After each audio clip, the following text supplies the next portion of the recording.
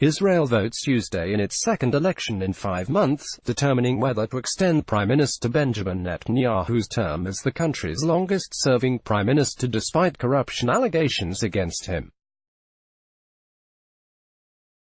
The stakes could not be much higher for the 69-year-old right-wing leader who, as in April polls, faces a strong challenge from ex-military chief Benny Gantz and his centrist Blue and White alliance. Ex-Defense Minister Avigdor Lieberman, Netanyahu's former right-hand man turned rival, could play a kingmaker role with his campaign to make Israel normal again. Polls open at 7 a.m. 0400 GMT and close at 10 p.m. 1900 GMT in most areas. Some 6.4 million people are eligible to cast ballots. The first exit surveys will be released just after polls close, while official results are not expected until Wednesday.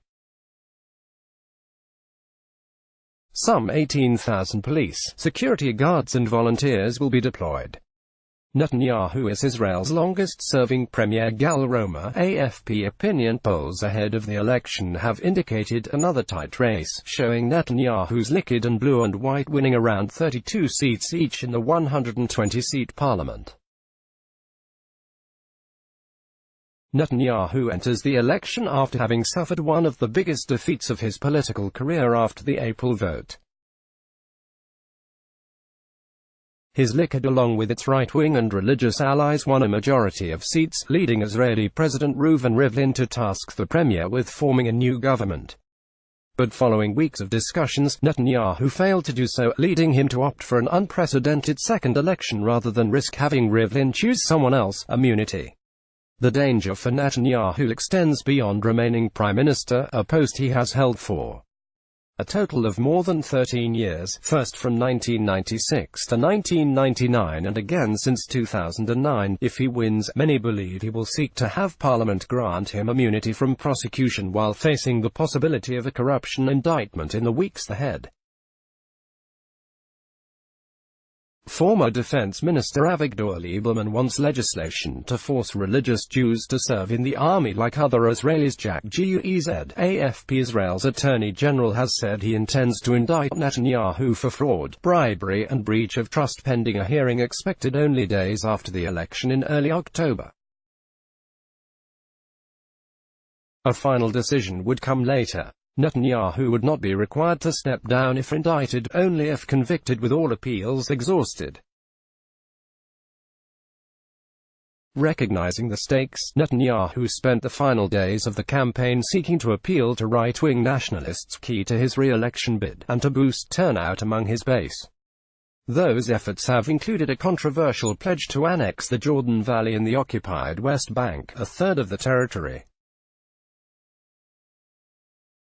He has issued unfounded warnings that the vote could be stolen by fraud in Arab communities, leading critics to accuse him of racism. But Netanyahu has also highlighted the country's growing economy and his relationships with world leaders such as U.S. President Donald Trump.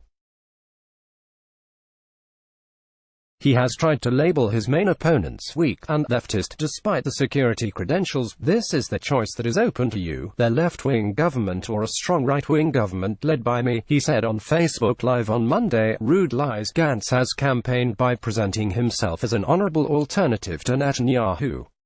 He has repeatedly spoken of Netanyahu's willingness to form a coalition with far-right parties that could help him seek immunity. Gantz says his alliance, which includes 3 former military chiefs of staff, wants a unity government that the vast majority of Israelis would support. No single party has ever won an overall majority in Israel's parliament, the Knesset. Gal Roma, AFP. Netanyahu continues to spread rude lies in a desperate attempt to save his government, Gantz said Monday. He lies, scolds, skewers, divides. Opinion polls show the campaign by Lieberman's nationalist Yisrael Beitenu party has resonated with voters. His "Make Israel Normal Again" slogan refers to what the staunch secularist says is the undue influence of ultra-Orthodox Jewish parties on the country's politics. He accuses them of seeking to impose Jewish religious law on Israel's secular population and wants legislation ending the ultra-Orthodox's exemption from mandatory military service. Lieberman prevented Netanyahu from forming a coalition after April polls when he refused to relent on his demand related to military service for the ultra-Orthodox. It is not clear he will endorse Netanyahu as Prime Minister again, which could be enough for Rivlin to allow Gantz to try to form a government. Let's block ads. Why?